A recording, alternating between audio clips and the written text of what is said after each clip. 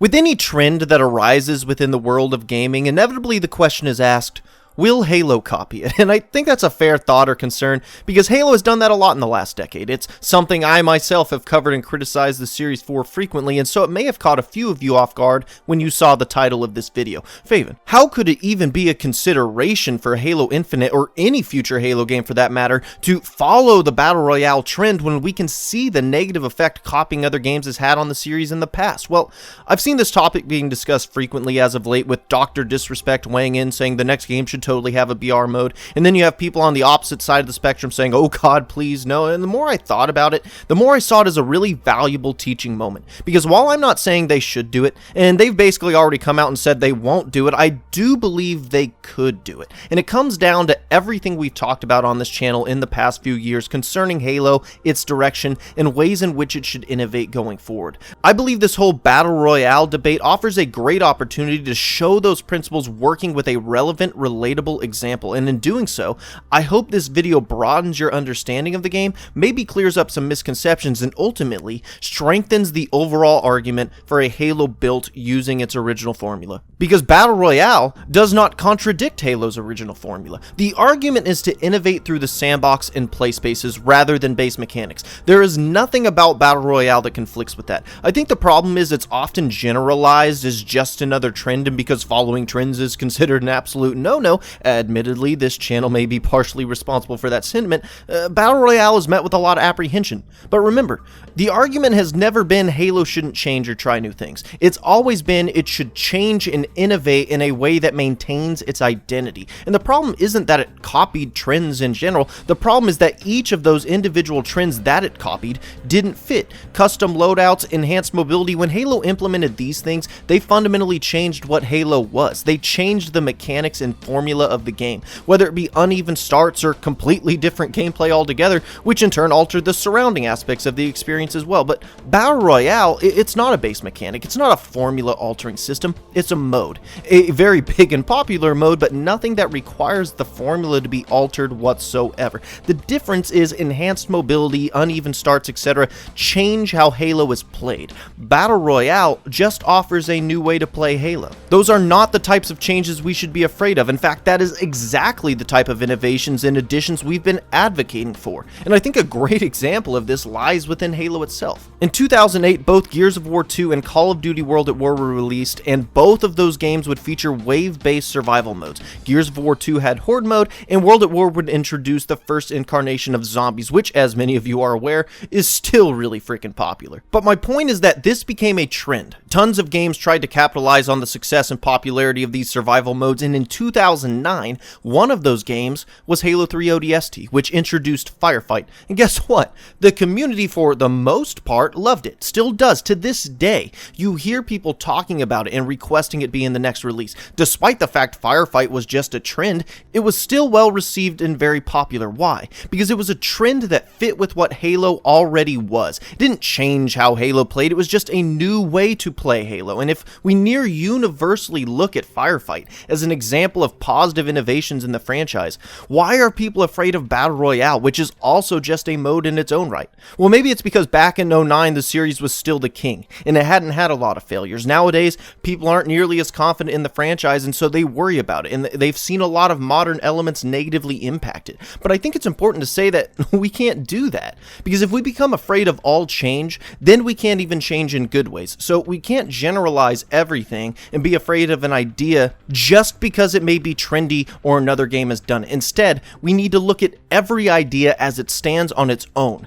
analyze it, and then decide, is this good for Halo? And concerning Battle Royale, while it conceptually might not alter Halo's formula or change its identity, that doesn't necessarily mean it would be good for the game. And that brings us to the next major point of contention I see surrounding this topic. Many of those I see arguing against a Battle Royale mode argue that it isn't worth the resources it would cost to make, and those resources would be better spent on other aspects of the game. Maybe you're seeing now why I wanted to talk about this, because resources have been a major point of emphasis for me. And look, on one hand, I'm happy happy to see people recognize it as an important thing. I'm glad to see people recognize the fact that you can't just do infinite shit. There is always compromise and sacrifice in design. Doing one thing may mean you can't do another thing, and that's important. But when it comes to that classic Halo formula, what's more important is to maximize your resources. In this formula, things are very rarely built with a singular purpose in mind. You take a game mode like Infection, for instance, and it's not just one mode, it's a broad rule set that, through extensive custom game options,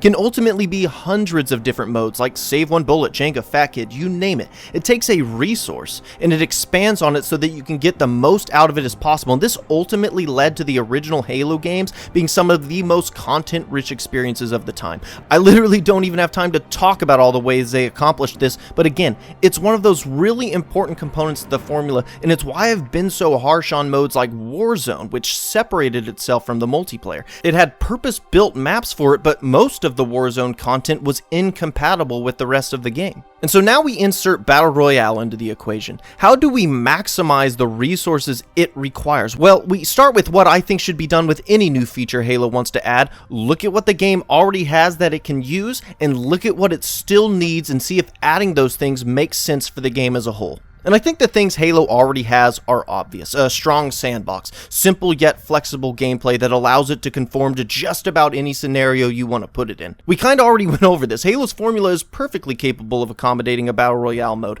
The main point of contention lies in the missing pieces and whether or not creating those pieces is worth the resources. Well, let's take a look at what it needs and how it should go about implementing them. The first thing is to not make it a separate mode. This is what a lot of people envision it as, a Warzone-esque entity that separates itself from the traditional multiplayer component. Don't do that. This is one of my largest criticisms with Halo 5. It wasn't efficient and it separated content so that it couldn't maximize resources.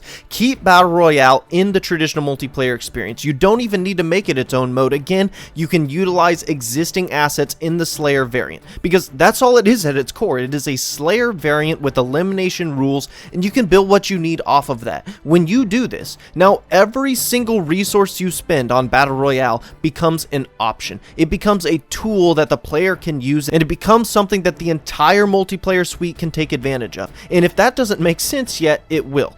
So what's the next thing we need? Well, let's finally acknowledge the elephant in the room.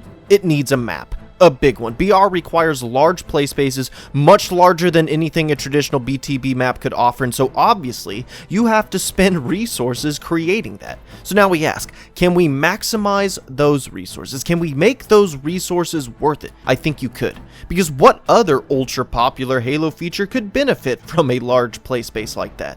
Forge. I don't think anybody in this community would complain about a huge Forge palette in Halo Infinite, and that is exactly what this theoretical map could be. A huge play space with various areas of natural terrain and different biomes and locations, a canvas that would make Forge World feel like a post-it note. Hell, you could build Forge World into this map. Imagine the biggest forging space Halo has ever had, and it won't just enable Battle Royale, it will be possible because of it. You are maximizing your assets. Every resource you spend on the Battle Royale map is simultaneously bolstering your Forge palette and vice versa. You're not taking away resources from other parts of the game to build Battle Royale, because those resources are also efficiently being utilized by those parts of the game as well. And that is the biggest lesson I want people to take away from this video, because regardless of if Battle Royale is ever in Halo, if future games can add features and content with this mindset of efficiency, Halo can do anything. Its potential is limitless. Its simplicity, flexibility, dare I say modularity, allows it so much potential when it comes to adding new things that it absolutely blows my mind that people are so lost concerning how Halo can evolve. And it's part of the reason I'm so passionate about classic Halo, because I see this potential, and I've seen 343 steer away from it. I've seen them purpose build Warzone and separate its assets from the multiplayer component. I've seen it build strongholds from the ground up instead of utilizing the pre-existing territories game type. So many instances of going against what we've been talking about, all the while changing core mechanics for the sake of innovation and evolution because they didn't think old Halo could do it anymore.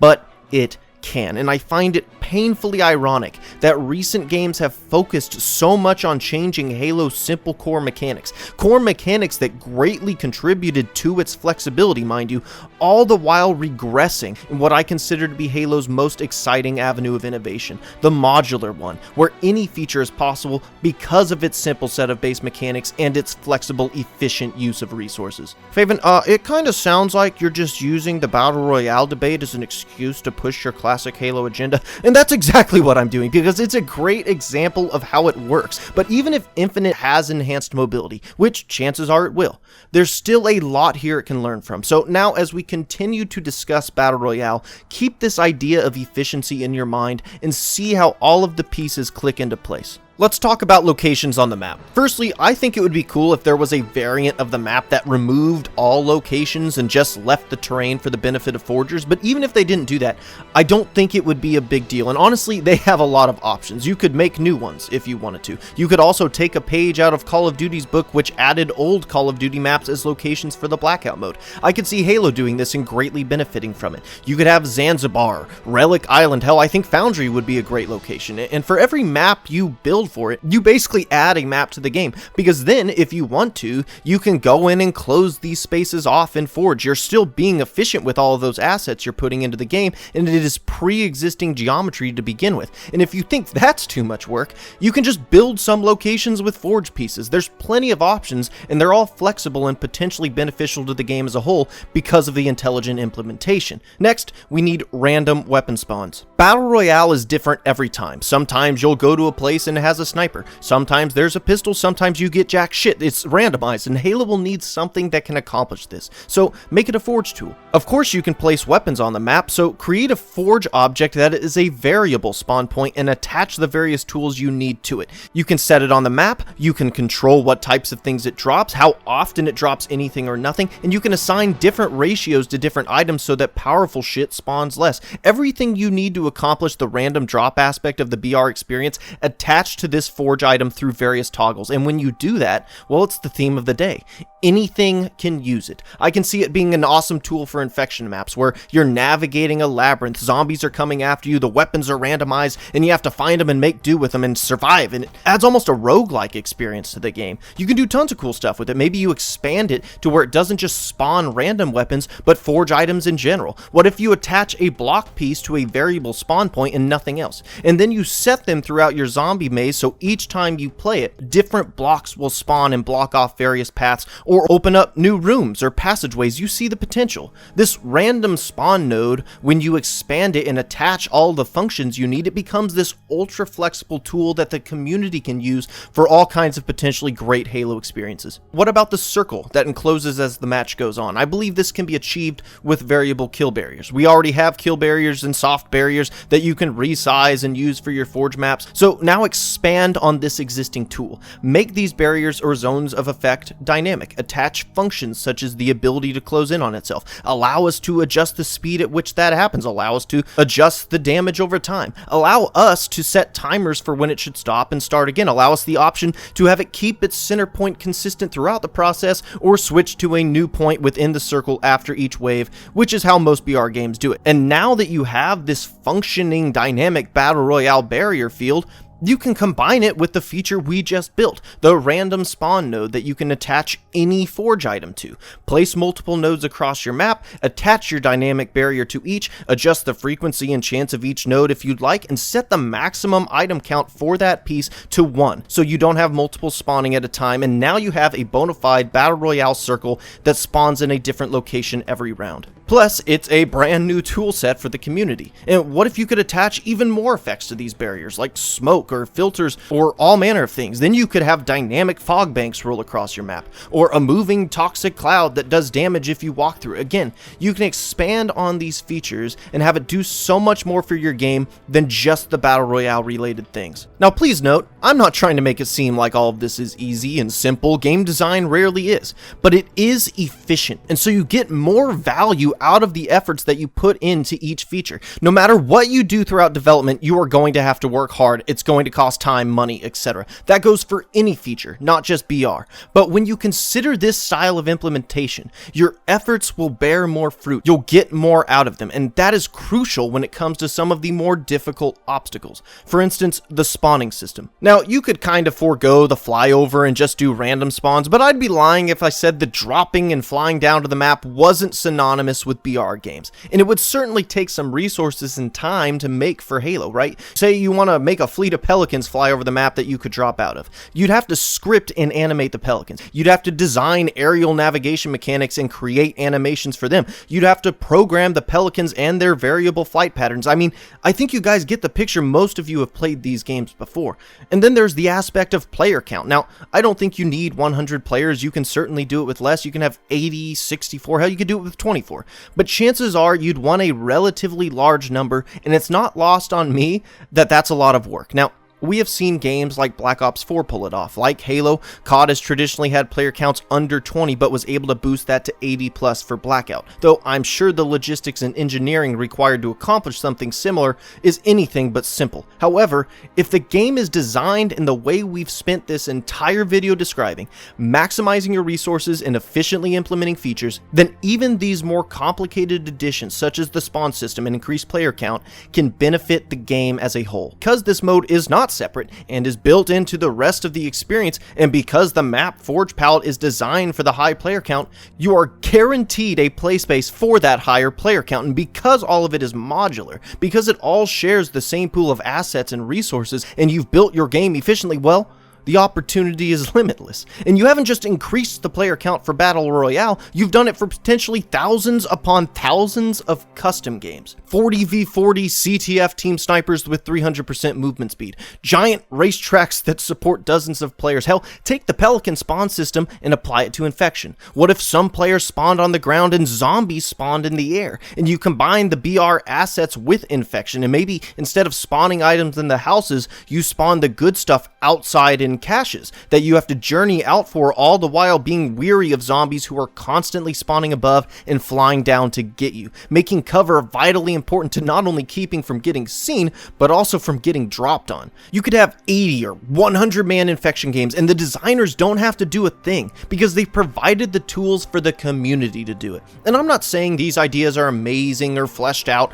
I'm just trying to offer up ideas of what might be possible, what the community might do with all of these potential tools. And, well, I think I've said enough. Truthfully, I don't care one bit whether Halo Infinite or any future Halo game has Battle Royale. However, this mindset and method of implementation can be applied to any potential feature. This idea of modular design and maximizing your resources efficiently, this is the bread and butter of classic Halo, and the simplicity of those games gives it a huge advantage in this department. It allows it to be much more flexible and easy to design around. But even if Halo Infinite has more complex mechanics and is harder to work with, it could absolutely still apply a lot of these concepts. And so I hope, regardless of what kind of Halo fan you are, you found this video worthwhile and eye-opening to what the franchise could potentially be. There's nothing about Battle Royale that compromises Halo's formula, and I hope I've been able to illustrate that whether you just do the bare minimum, maybe not even make it yourself, and just add the tools for the community to do it,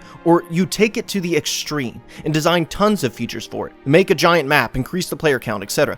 If you implement it in the right way, then not only can you make it worth the resources, you can make the rest of the game better in the process. Till next time.